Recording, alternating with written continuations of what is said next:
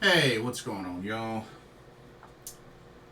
Welcome to another Carolina Panthers talk, brought to you by Blitzball Champ Gaming here on the U to the Tube. My name is Blitzball Champ, Jason Ingram. So,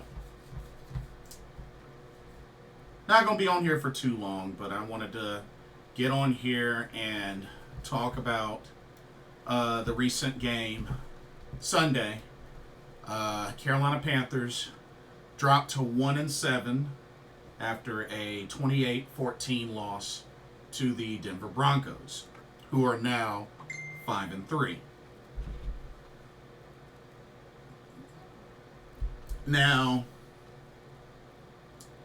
Bryce Young started this game. This is the first game he started back this season since week 2. And I know there may have been some folks out there, some fans out there that, had a lot of hope that not only would he show a little something, but could do what many may say was the impossible and beat Denver in Denver, something that Carolina has yet to do. Now,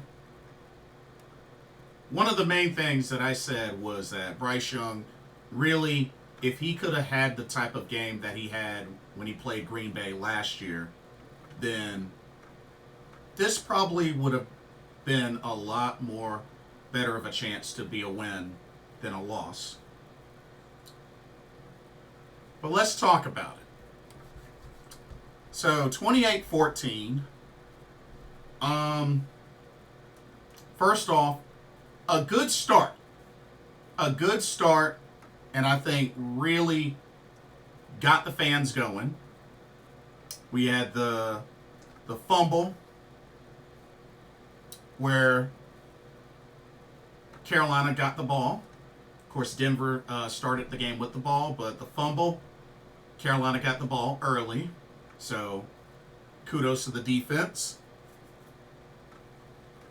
And then first offensive drive of the game, hey, Bryce Young looked good. Really gave a lot of us hope, especially for this game. Threw a nice threaded pass to Xavier Legette, and that became Bryce Young's first touchdown of the season for him. His first passing touchdown, because he does have one rushing touchdown in the Saints game in week 1. That was a very promising drive. Very well executed.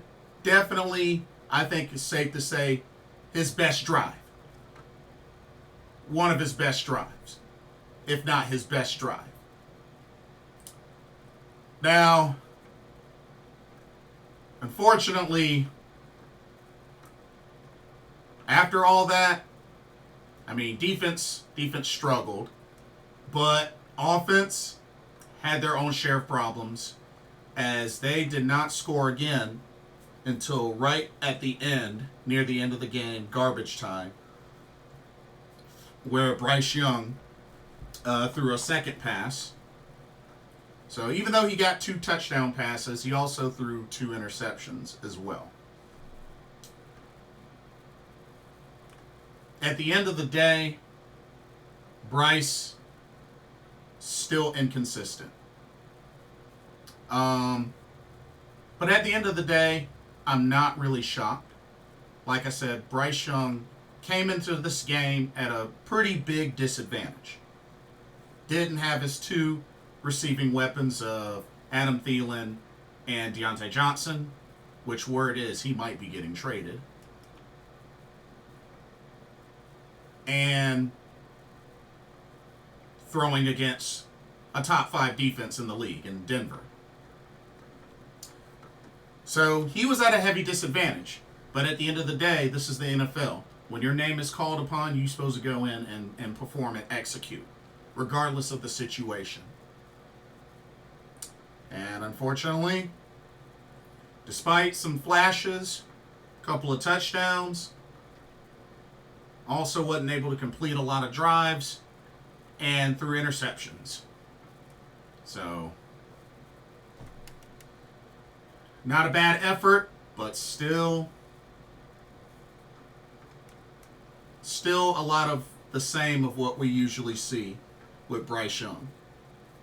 But it was good to at least see him get some passing touchdowns. He didn't have a passing touchdown until this game, so there's a positive there. But if it's one thing I will say, is that you really don't hear anybody put Bryce Young and the word consistency in the same sentence. I'm just saying.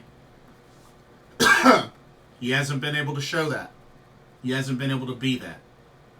So, it is what it is, but this game was no different when you really think about it. Bo Nix went off. 28 of 37, 284 yards, 3 touchdowns, no interceptions. He also had a 1 rushing touchdown. So he finished the game with 4 touchdowns. I think it's safe to say his best game this season. And he's a rookie.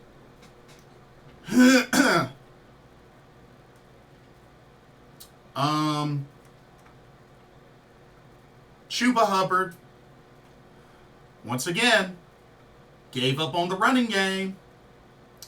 15 carries, 56 yards. Not to mention, I don't know what the heck Dave Canales was thinking trying to get fancy on a 4th and 2, doing a option pass to Miles Sanders when your most consistent runner, especially in short yardage situations, you don't give him the ball. Like, that's Dave Canales is trying to get a little too fancy. So, but play calling, a lot of digs and dunks. And when you really think about it, not a whole lot different from play calling last season. I don't know if it's at this point that Dave Canales trusts Bryce Young. I don't know if there's a trust issue, a chemistry issue between the two, but just we're not seeing him throw the ball downfield much. It's usually a check down, dump off. It's like we may be lucky to get a medium pass from Bryce Young, and it shouldn't be that way. Now, I do give him credit. He did his best to stay in the pocket throughout the game. I give him that. But it's like, I don't know if he's scared. And it boggles my mind because that first drive, he looked very confident. So it's not like the guy can't do it. But what did I say earlier? Lack of consistency is what's really the issue, or a issue, with Bryce Young. But the guy has shown that he can stay in the pocket, make the accurate throw, score a touchdown. But why are we not seeing more of that? Now, I'm not letting Andy Dalton off the hook either, because after the Raiders game, he may have had one other good game, and then he hasn't been good. And can't make excuses because he's a veteran, long-time veteran. So, just keeping it real. But, getting into these 3rd and longs, and you're throwing checkdowns or short passes, like, that's not going to cut it. It's not going to cut it. I don't know if it's so much on the play calling or if it's just Bryce just not making the decision to go downfield or a combination of both. But it's not working. It's not working.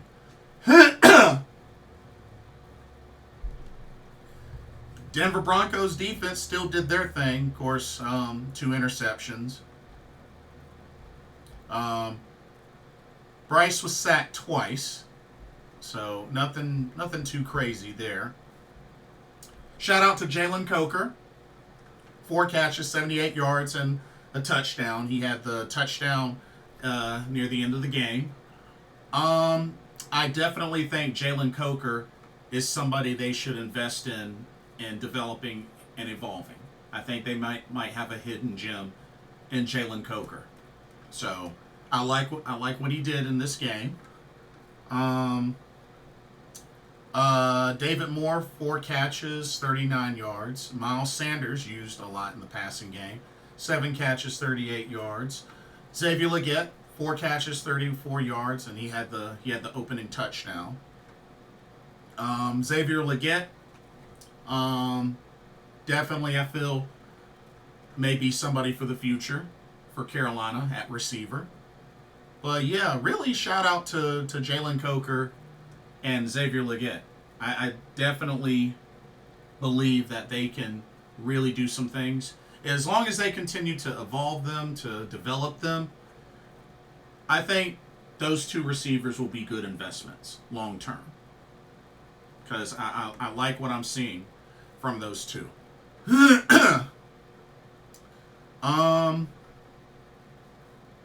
And also shout out to Shy Tuttle for recovering. He actually recovered both fumbles. So shout out to Shy Tuttle. Shout out to Ashawn Robinson. He picked up the two sacks in this game for Carolina. Sacked Bo Nix twice. So kudos to Ashawn Robinson.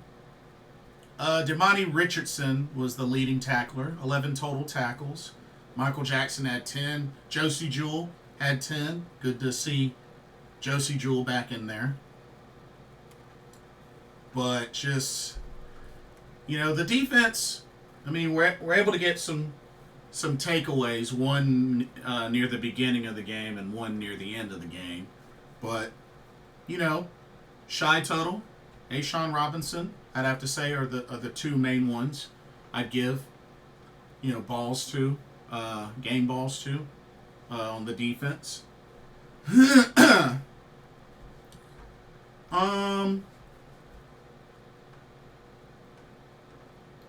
Denver did a little bit on the run game. Javonte Williams, 17 carries, 44 yards. Jaleel McLaughlin, 8 carries, 47 yards. And like I said, Bo Nix had the rushing touchdown. Cortland Sutton, 8 catches, 100 yards. Adam Trapman, 4 catches, 85 yards, the touchdown. Jaleel McLaughlin, 1 catch, 9 yards, touchdown. And Nate Adkins had his first career touchdown. That was the Broncos' first touchdown. But 28 unanswered points.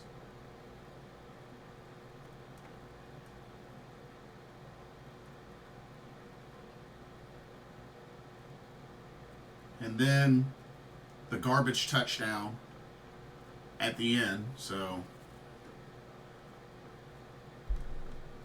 but yeah, looking at the team stats, Denver had 23 first downs, Carolina had 16.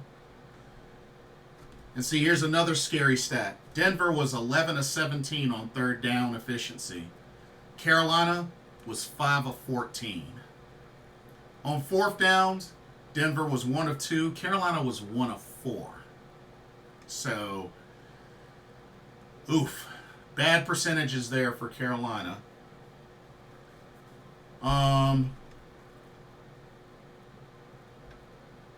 Not to mention, Denver had 13 more plays than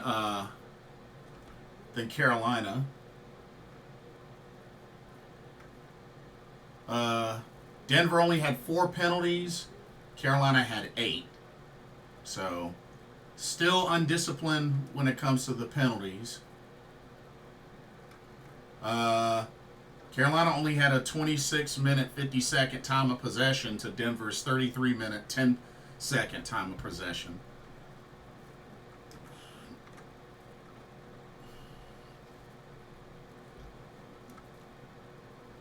So, definitely seemed a little one-sided there, especially when it comes to first downs, penalties, third down efficiency. But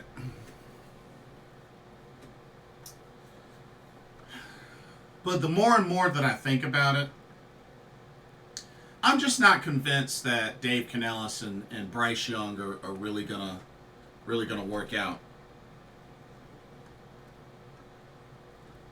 I don't really see chemistry there. So not only that, just Bryce overall demeanor. Because I mean, you got to think, when he had his interview, when he got the green light that he was going to be the starter, he didn't really look enthused. He didn't look confident. He didn't look excited or anything like that. You know what I mean? And it's just like, I understand that I'm a fan, but I've been a football player before, a long time ago. But it's like, when you're out there, you want to play. You don't want to be sitting down. You want to play. And his demeanor just didn't give me that vibe that he wanted to be out there. Like, I might be wrong, but I didn't get that vibe that he wanted to be out there. But, and I know there was a little bit of buzz with Sean Payton, who did attempt to run up the score, which, was a jerk move, and kudos to J.C. Horn on calling it out. But I know some fans may have been a little salty about his comment about the offense. Pretty much dissed the Carolina offense, and that, they would be playing better teams, better offenses and whatnot. Wasn't so much his defense, but Carolina's offense being terrible.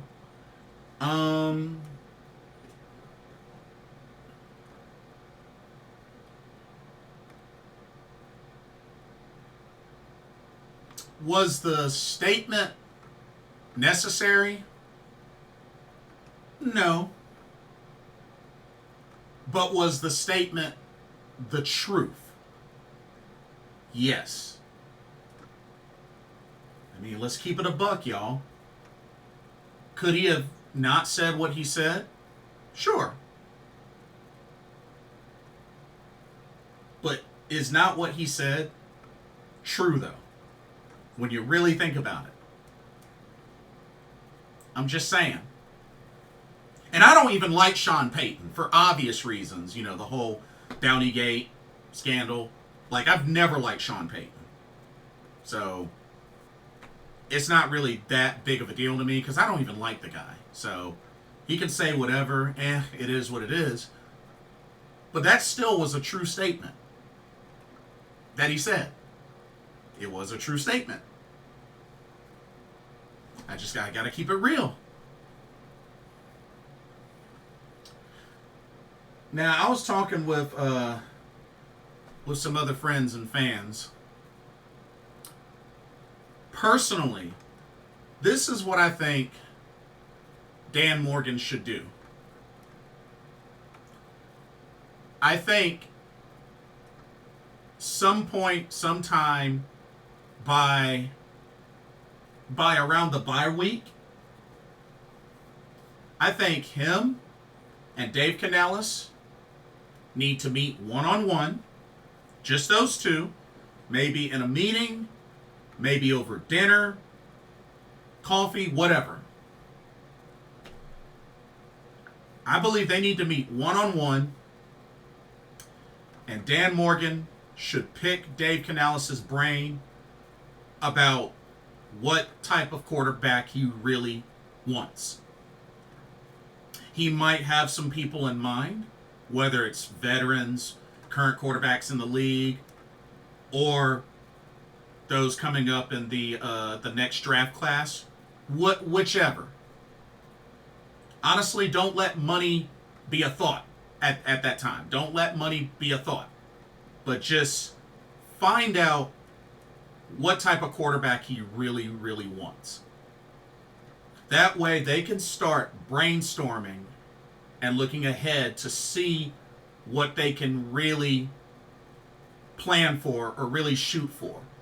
Maybe there's a handful or what.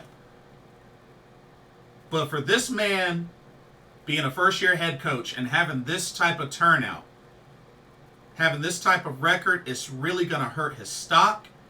Not to mention, like I said earlier, I don't think him and Bryce Young have chemistry. And maybe that could be why he's not opening up the playbook for him. I don't know. But there does not seem to be any chemistry between these two. And Dave Canales is the play caller. So,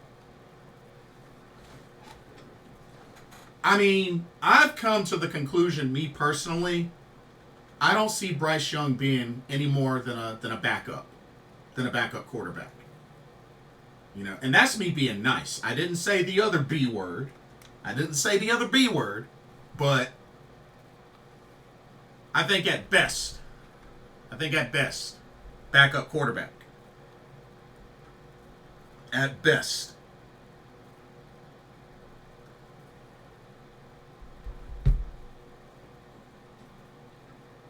Now,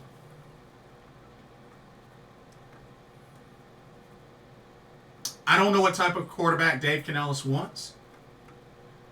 And, you know, David Tepper can, I guess, join that meeting later, but much, much later. He shouldn't be part of that initial meeting. But I think Dave Canales, Dan Morgan, which I assume they're tight anyway, especially calling back to their days with Seattle. But I really think they need to have a chit-chat. They need to sit down, have a chit-chat, a really deep, detailed chit-chat, and talk quarterbacks. Because I think there's a very good chance we'll be seeing a new one for next season. And whether Bryce is here or not at the time remains to be seen. But like I said, I don't see him being more than a backup.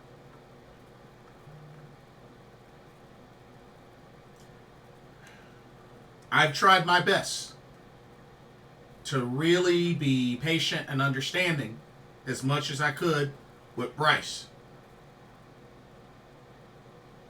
But this guy is lacking consistency, and there's a lot that's not translating. I know many want to say that they don't want to count his rookie season last year as his real rookie season. Fact of the matter is, it officially was. And the fact of the matter is, he played all but one game his rookie season. So can we really use that as an excuse? Not to mention, you got current rookie quarterbacks now on the field and playing. Bo Nix, Jaden Daniels,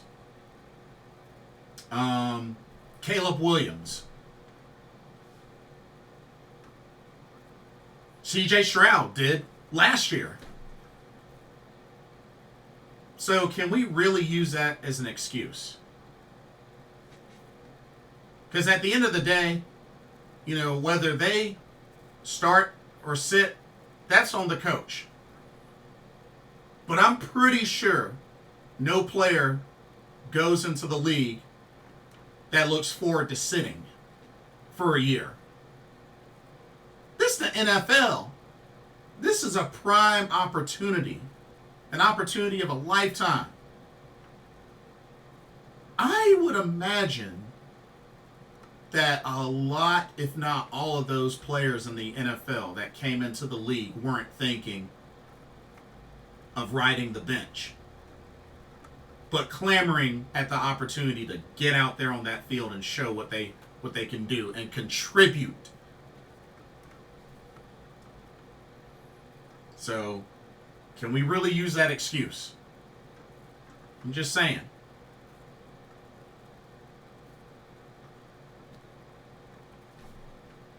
And then a lot of the same stuff is still showing up this season with Bryce. Not to mention, think about this. Even in the 2 games that Bryce has that were wins, even the 2 games that Bryce Young have as wins, he only had 1 touchdown. 1 touchdown.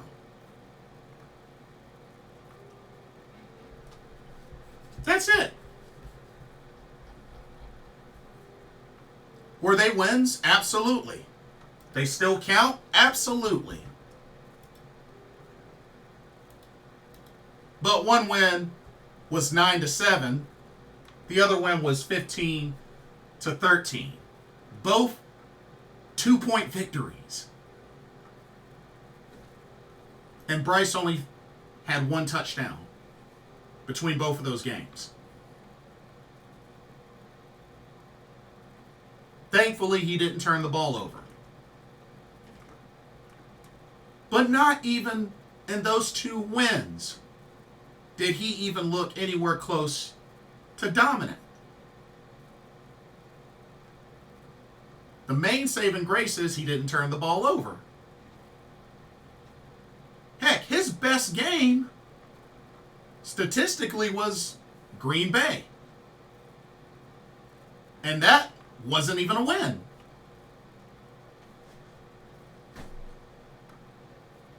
But there's only been 1 of those. Where is the consistency? That's all I'm asking.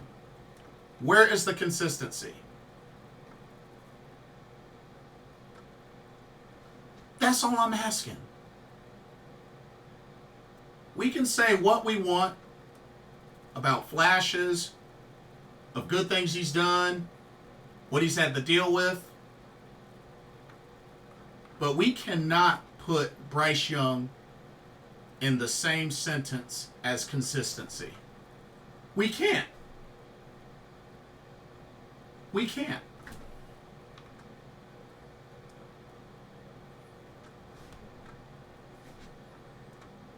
I mean, I hate to say it, but that's why, like I said, that's why I'm not getting upset. I'm not letting it bother me. Because I'm not surprised. I didn't even expect this to be a win.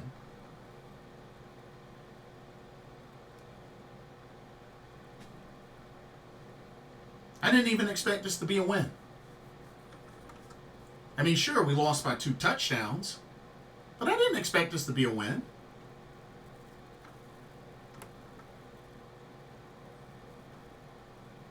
At this point, it might as well be a miracle if we win another game this season.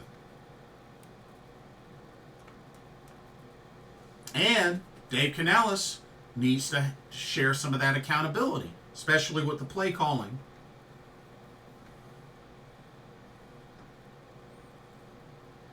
I don't think he'll be let go because, you don't want to get into a trend of firing head coaches after 1 year or during that first year. You don't want to get into a trend of that. We did that already with Frank Reich. We don't want to get into a trend of that.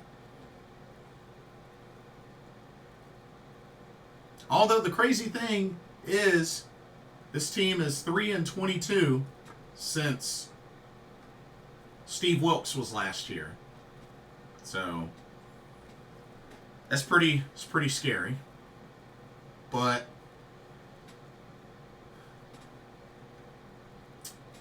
too many times where Dave Canales will try to get fancy, will go away from the run game, which you have the O-line for the run game, so there was really no excuses there. And honestly, you can't really be surprised if after this season, if Chuba Hubbard tests free agency and goes elsewhere.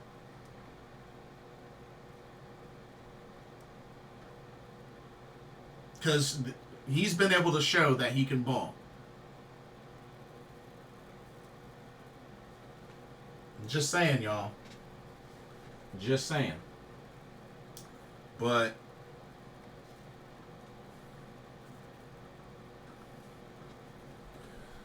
Now, I don't know. I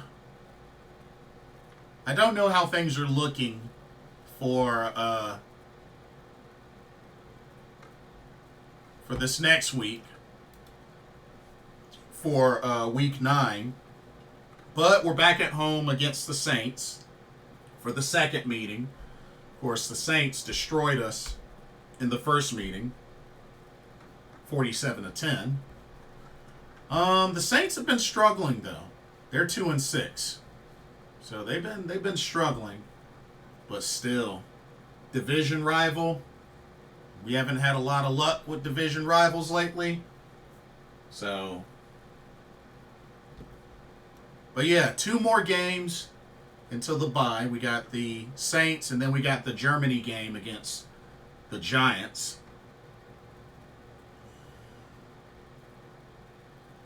So,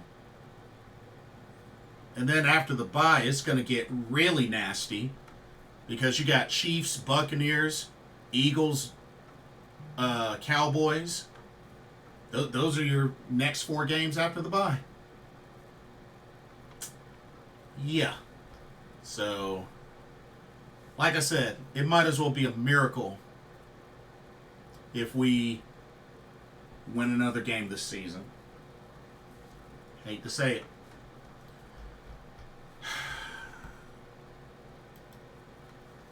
Hopefully, we'll see Jonathan Brooks soon. Like to see what he can do. So, I'm hoping for that. But, yeah, I don't know, y'all. Don't really have a good feeling. But anything can happen. Anything can definitely happen. But we shall see. But I still truly feel that once David Tepper is out, whether he sells the team or he gets voted out, I think that's when this organization will start to see success. But that's just me. That is just me. But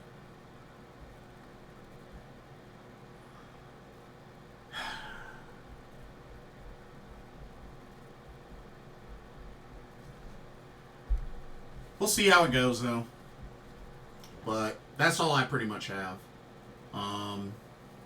Back to the grind, and we'll see what they can do back at Bank of America this Sunday against the Saints. They have yet to win a game at home, so maybe they'll finally do it. I don't know. We'll have to see. But we'll preview it later this week.